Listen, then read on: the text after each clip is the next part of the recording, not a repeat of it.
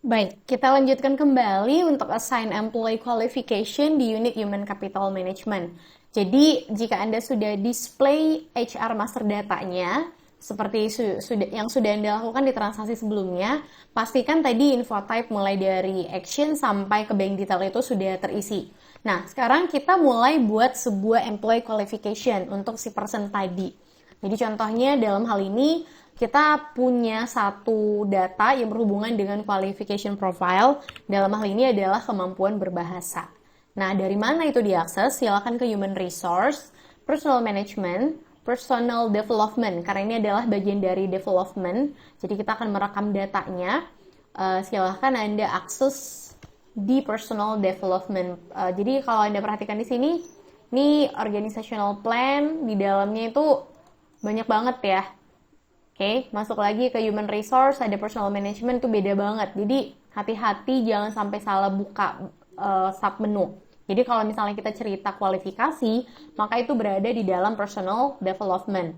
Dalam hal ini aksesnya di profile, kita pilihnya itu di bagian change. Jadi silakan dipilih di PPPM. Jadi ada 3. Nah, kita pilih nih dari person. Di sini akan ada person. Kita pilih person, kita ambil dari nomor yang sebelumnya. Jadi kalau misalnya tadi saya sudah buat nama, Anda harus ingat ya namanya siapa. Harusnya dia ketemu gitu. Kemudian di search. Oke, jadi contohnya ketahuan nih, oh inilah dia nama saya tadi. Saya tambahkan nih kesukaan saya apa, saya nggak sukanya apa, preferensinya saya apa, dan segala macam. Itu boleh kita atur di halaman change profile ini. Jadi, hanya akan bisa melakukan transaksi ini jika Anda sudah pernah atur personnya, sudah pernah hiring, seperti itu. Nah, jadi mari kita entry di bagian create dan enter qualification. Jadi di sini caranya itu bagaimana? Di sini ada tombol new, create new, perhatikan. Silahkan di create. Dan sebenarnya kita tinggal cari saja apa yang mau dicari. Misalnya dalam hal ini adalah language, gitu ya. Jadi kita bisa cari language, kita masukkan apakah dia masuk ke dalam bahasa Inggris, French, Spanish, dan segala macam. Jadi contohnya, mari kita coba cari. Sebentar ya, kita atur dulu layarnya biar tidak sulit.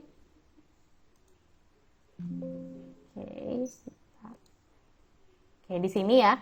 Jadi di sini kita bisa tambahkan banyak. Yang pasti pilih dulu orangnya, kemudian klik create. Jadi di sini banyak pencarian yang bisa Anda gunakan. Misalnya yang lebih enak itu ya free search atau mungkin boleh search term. Misalnya English. Saya pengen masukin dari English dulu nih. Mudah-mudahan ditemukan gitu ya.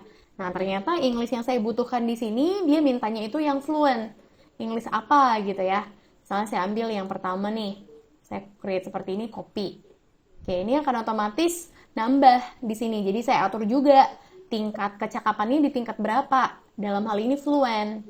Nah, seperti itu sampai ke baris kedua. Jadi kalau misalnya ada validity-nya, biasanya kalau misalnya dia punya kemampuan terus ada tanggal validity atau masa berlakunya, kita juga bisa atur. Tapi dalam kasus kita kali ini tidak ada dipaksakan. Jadi kita anggap saja dia akan berlaku mulai dari kapan kita entry sampai tahun sekian-sekian. Seperti itu. Nah, berikutnya kita juga diminta nambahkan kemampuan berbahasa French-nya dia. Jadi caranya sama, klik lagi, masukkan kata kunci pencariannya. Dalam hal ini tadi bahasanya adalah Prancis. Oke, berarti di sini ada French yang biasa, general. Kita copy lagi. Nah, atur lagi profisiensinya di level berapa, begitu sampai seterusnya. Ternyata untuk yang Prancis kita diminta untuk inputin yang mediocre, gitu ya. Jadi boleh dipilih yang mediocre, dan bahkan kalau ternyata di perusahaan Anda tingkat kecakapannya banyak, ya tambahin saja di sisi profisiensi, seperti itu. Kemudian yang berikutnya ada Spanish. Spanish ini dia masih basic banget. Jadi kalau misalnya dia menguasai 5 bahasa, ya bisa aja ditambahkan, seperti itu. Oke, saya masukkan Spanish. Oke, saya ambil Spanish, kemudian copy. Dalam hal ini dia ingin yang basic knowledge. Basic knowledge berarti yang kodenya 0001, seperti itu. Nah, kalau sudah selesai, jadi boleh dong banyak banget kualifikasi seseorang, boleh. Dan itu semuanya tersedia di dalam sini. Dan perusahaan Anda kalau memang punya kualifikasi yang banyak banget, ya silahkan di entry. Kira-kira seperti itu. Jadi intinya materi hari ini memberitahukan kepada Anda, selain kualifikasi, kita juga boleh menambahkan informasi yang berhubungan dengan potensial, kemudian ada lagi preferences, dislike, dan segala macam. Nah, jadi saya rasa cukup, saya klik yes untuk menyimpan.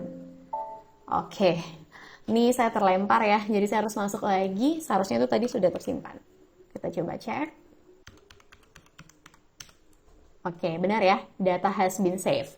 Jadi, data ini akan otomatis mengarahkan saya, ketika tadi saya pilih potensial, maka dia akan otomatis ke tab potensial. Tapi kalau misalnya saya mau display, ya dia akan display di sini. Seperti itu. Jadi kalau saya mau display, pilihlah dari menu display. Seperti ini. Oke, dalam bentuk overview, kita continue. Kurang lebih tampilannya sama, ya. Jadi boleh disimpan kembali. Kalau misalnya ada perubahan. Kalau tidak ada, ya kita tinggal tampilkan saja.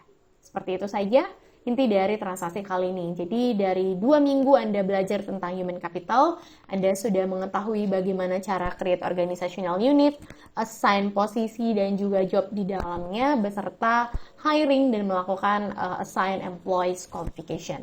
Terima kasih dan selamat mencoba.